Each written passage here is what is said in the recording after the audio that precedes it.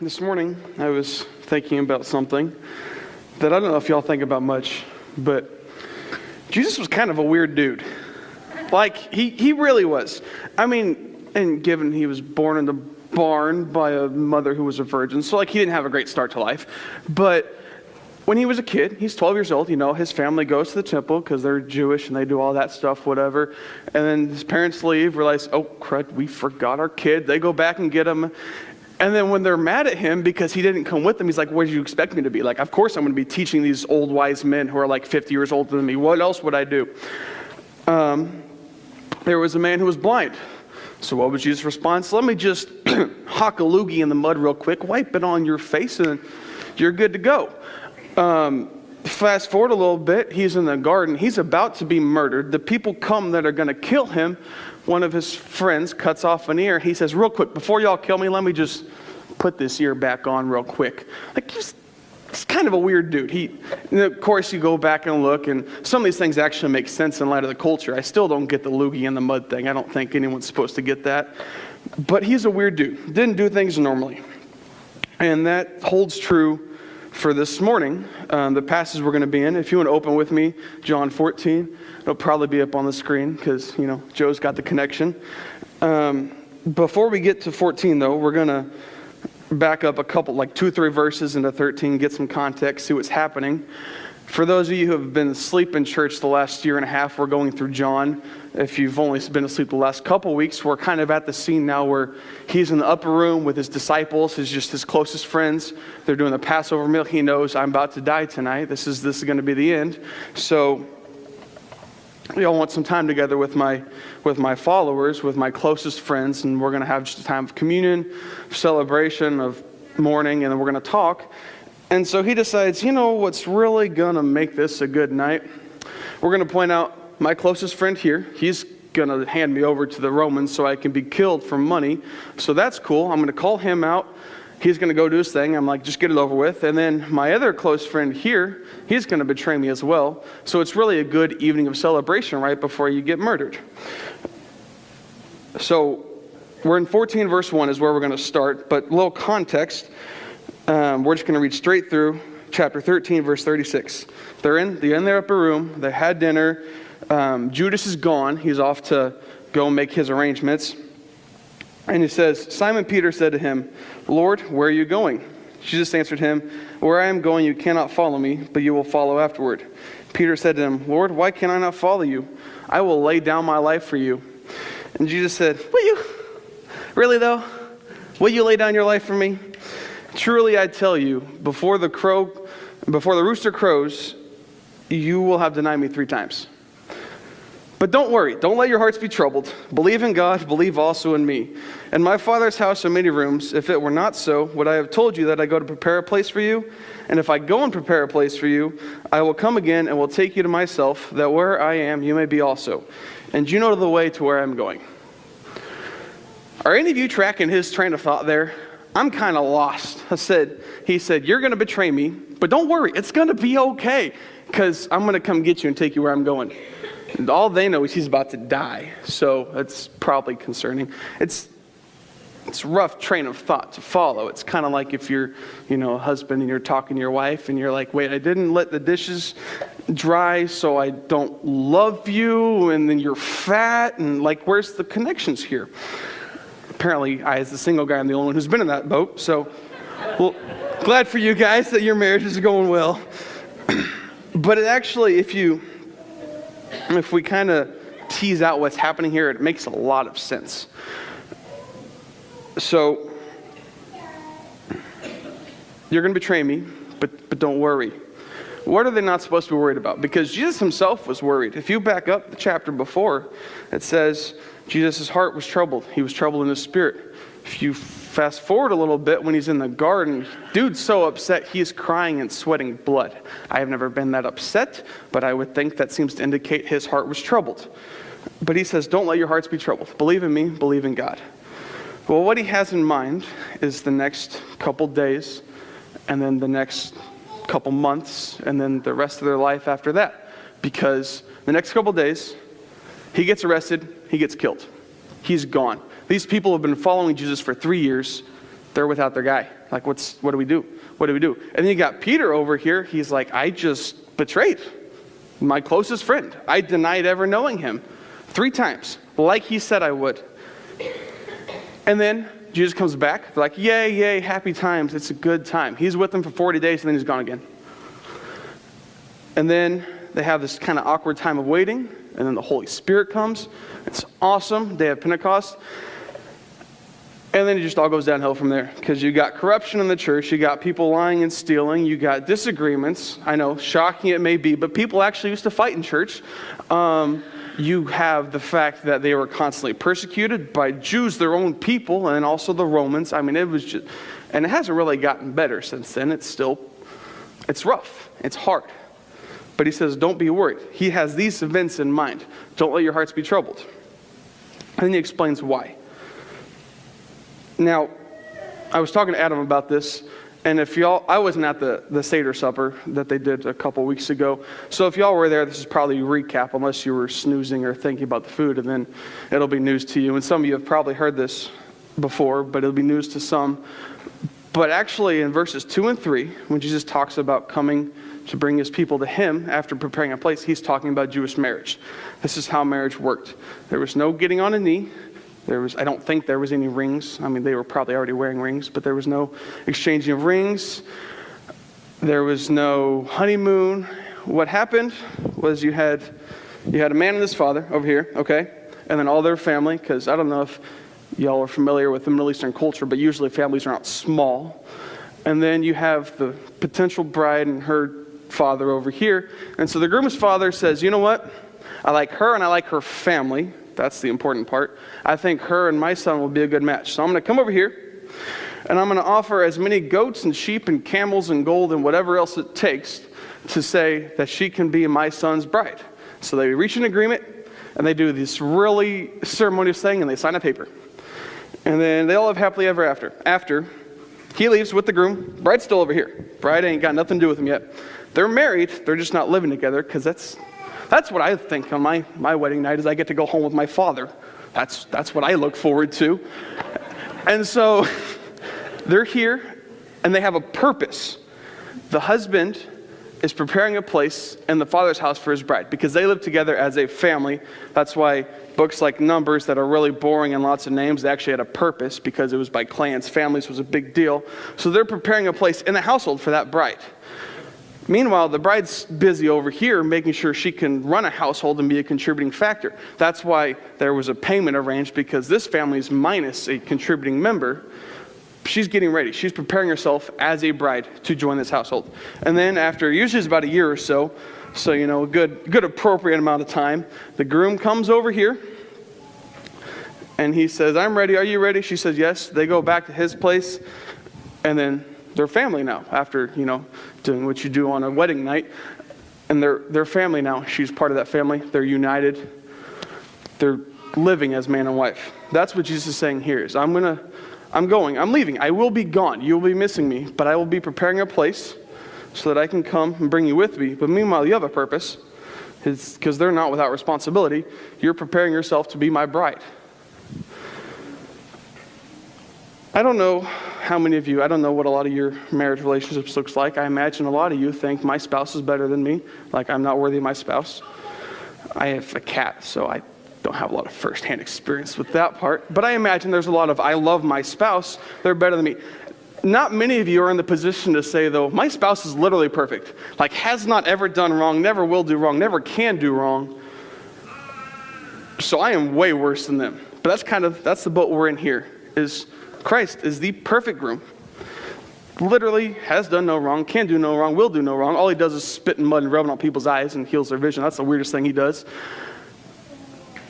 I don't know if you looked at yourself in the mirror lately. You're probably not that good. You're probably, if you're anything like me, you're dishonest sometimes. You spend time thinking about things that you shouldn't think about, or doing things you shouldn't do. You're not always the nicest to people, and then sometimes you make them feel bad for you not being nice to them, make it think it's their fault. There's a lot of things that people do. Maybe some of y'all murdered someone. I don't know. Don't tell me, but I don't know. But we're not great all the time, and we have this perfect husband. So what do we bring to the table? Because let's put ourselves in Peter's shoes for a minute. Peter just got told, I'm going to betray you, but you want to be my husband? You want to be united with me perfectly forever after I'm going to betray you? It's probably not easy for him to hear. So let's put that on hold. Let's put this thought of us being the imperfect bride, him being the perfect groom on hold. And we're gonna rewind a little bit in Scripture. The book of Hosea. Because nothing's new under the sun. There's always going to be an imperfect spouse. There's always going to be someone pursuing an imperfect spouse.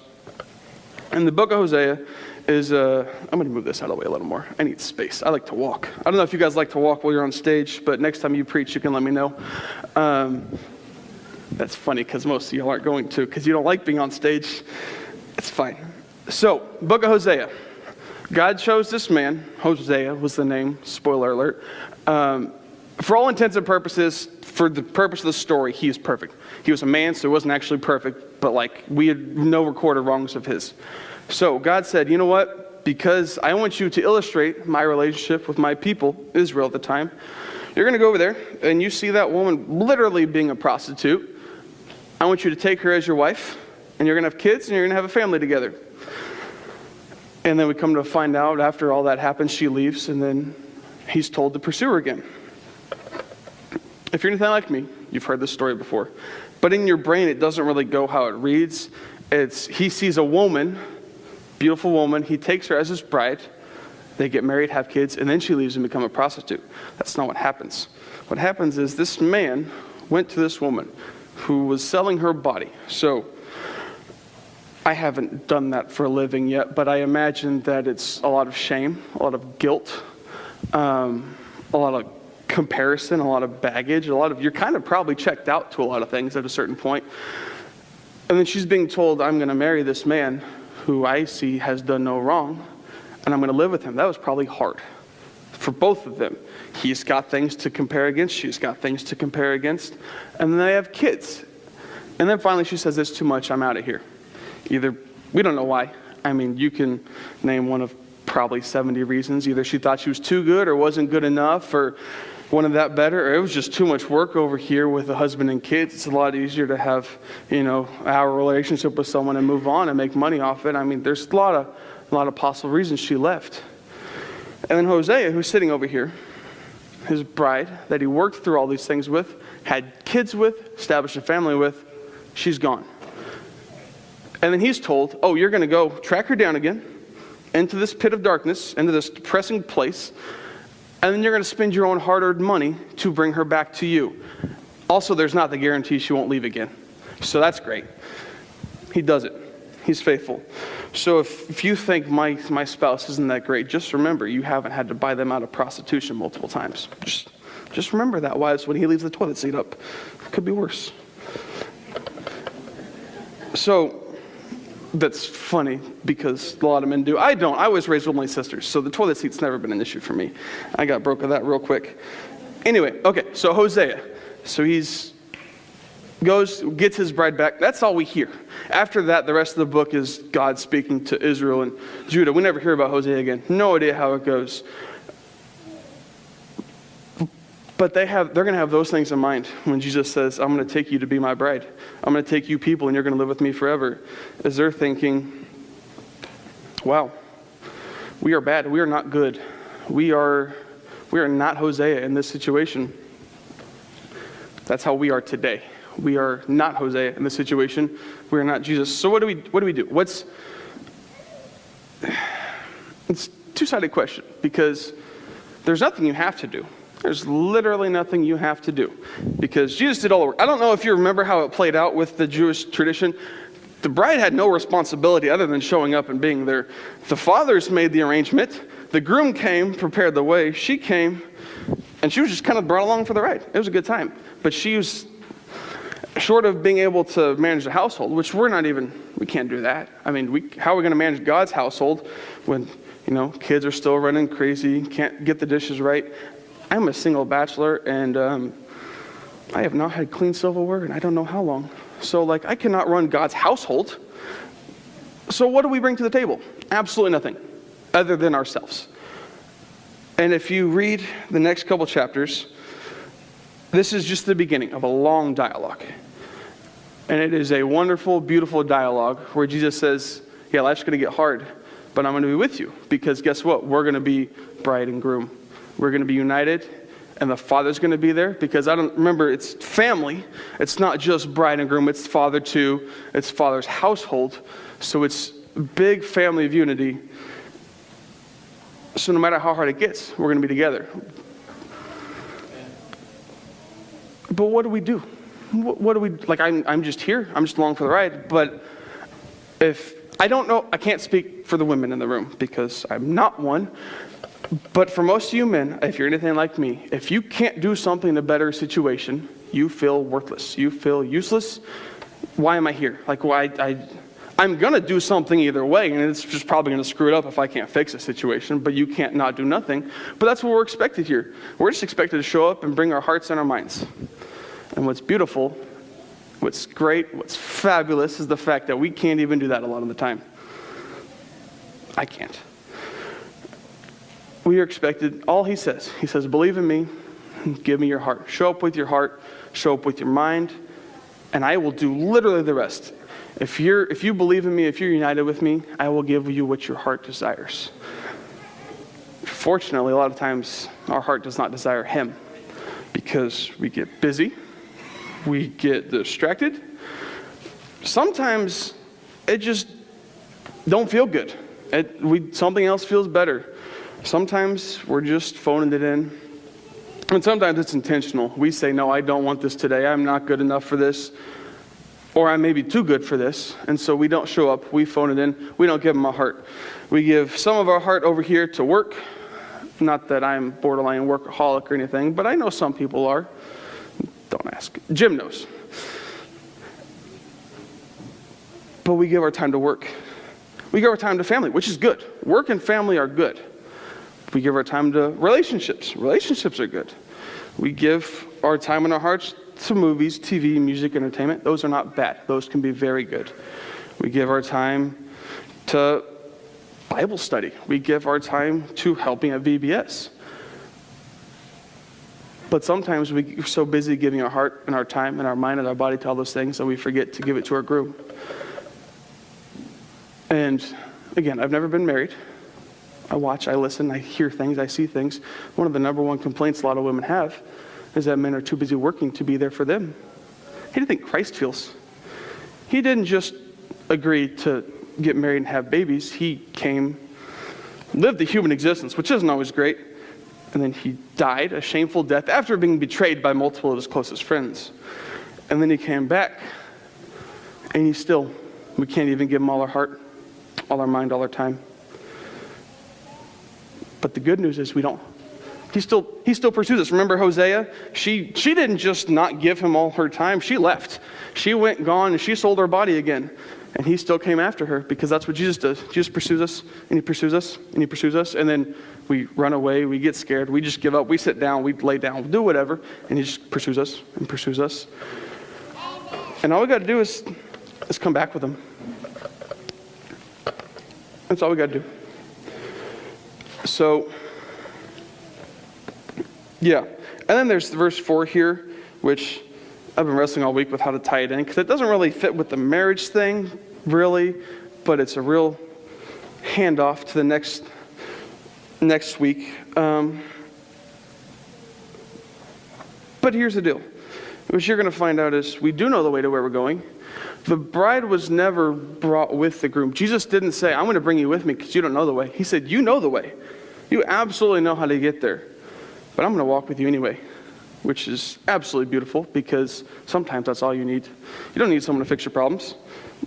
You don't need someone to tell you the right answer. A lot of times, men, you know you're supposed to put the toilet seat down. You just don't. We know what to do, but we're not going to do it. But he's going to walk with us. He's going to be with us even when we screw up. Even when we go and sell our souls, sell our bodies, sell our minds, give away our hearts, he's going to be with us and he's going to pursue us and he's going to bring us back, which is great. It's beautiful. So that's a lot. It's a lot. It's heavy. It's hard. It's also encouraging, like really encouraging, because, yeah, he's a good groom. So I think Nathan's going to come up here in a second as we ponder these things. And let's take a moment to think about this, because it's easy to say, oh, he's the good groom. I'm not a great bride, but he still wants me. That's awesome. Go about our business. Well,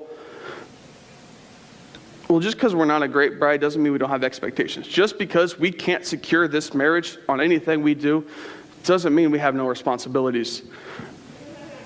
If you love your spouse, you're going to want to do things for them, right? I imagine. I love my cat, so I do things for my cat, so it's kind of the same thing. But you don't do things to secure the love. Men, you don't take out the trash, because if you don't, your wife's not going to love you. Women, you don't do whatever you do. I don't know what women do for their man. Whatever you do, I don't know. It's 2024. It's risky to make assumptions. But you don't do things for your husband so that your husband will love you. No, you say, I love him, he loves me, so out of that, I'm going to do things for him. Well, that's how it works with Christ, is we don't do things so that he'll love us. He loves us, and out of that, pour out actions. Also, remember how our hearts get distracted? Sometimes we do things to keep our hearts in check. Sometimes we sit down and read the Bible, not because I'm thinking, wow, Jesus is amazing and I want to celebrate his word. Sometimes it's, if I don't sit down and put this in my brain today, there's going to be things in my brain I don't want. Sometimes it's, if I don't listen to this music today, if I don't listen to prayers today, whatever, if I don't put these things in my heart and mind to keep myself in check, if I don't go to bed early, if I don't have these disciplines, it's not that Christ won't love me, it's I won't love him. So there are responsibilities we have. There are things that we need to do. But all the hard work's already been done. So he's going to start playing. We're going to take a few minutes and we're just going to ponder. For some people, it's just simply celebration. It's thank you, Lord. Thank you for what you do. For some people, it's I don't really want to hear that today. I don't want to hear that it doesn't matter if I'm good enough. I don't want to hear that I still have things I have to do. I don't want to hear that there's nothing I can do. So maybe that's what you just got to sit and wrestle with the Lord for a couple minutes and just tell him where you're at. Talk with him. I hear communication is important in marriage. It's a filthy rumor I heard going around. So I imagine if we're the bride of Christ and he's our groom, communication is important both ways. So Nathan's going to play. Not David. Nathan's going to play for a couple minutes. We're going to just some silent pondering, meditation, consideration, talking with the Lord, whatever. And then he's going to start a song, and I believe you're going to have to come up and collect the elements, because we're doing the Lord's Supper today to celebrate that he pursued us, he came down, and he gave himself for us.